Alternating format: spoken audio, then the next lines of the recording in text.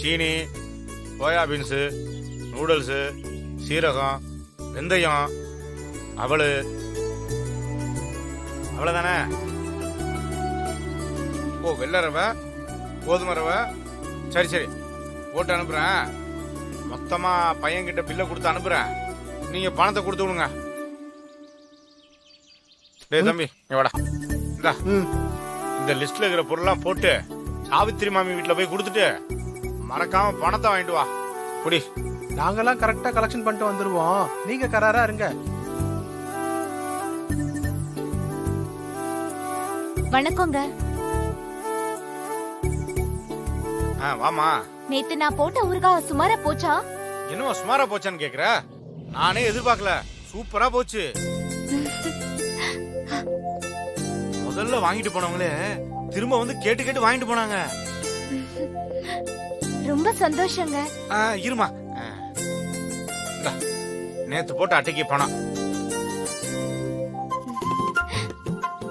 அப்புறம் இன்னைக்கு 4 அட்டை சேர்த்து போடுமா? சரிங்க.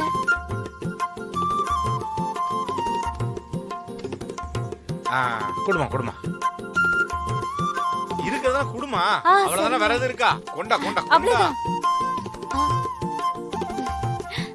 சரிம்மா, அப்ப நான் வரேங்க.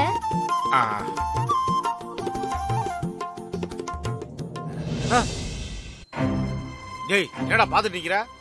லிஸ்ட்ல இருக்கிற பொருள்லாம் போட்டு கஸ்டமர் வீட்டுல போய் டெலிவரி பண்ணிட்டு வா. ஏன் அண்ணாச்சி இப்படி இருக்கீங்க? அண்ணாச்சி, நேத்து போட்ட ஊறுகாயே ஓடவே இல்ல, 2ஓ 3ஓ தான் போச்சு. சுமாரா கூட போவாத ஊறுகாய சூப்பரா போச்சுன்னு போய் சொல்லி பணத்தை வேற தூக்கி கொடுக்குறீங்க.